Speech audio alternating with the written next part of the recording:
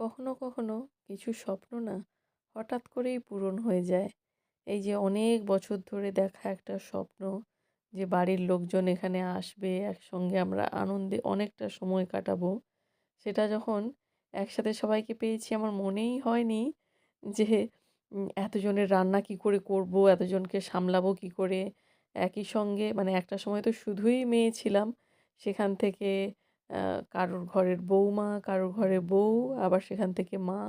আর এই ইংল্যান্ডের বাড়িতে মা, মেয়ে, বৌমা, ভাই-বউ মানে অনেকগুলো অনেকগুলো রূপেই একসঙ্গে এখন রোল প্লে করছি।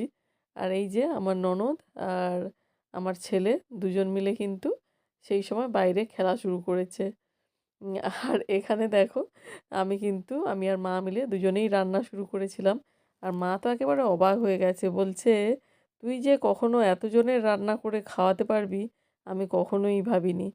সত্যি কথা বলতে আমিও কি কখনো ভেবেছিলাম যে এতজনের রান্না আমি অনায়াসেই করে ফেলবো?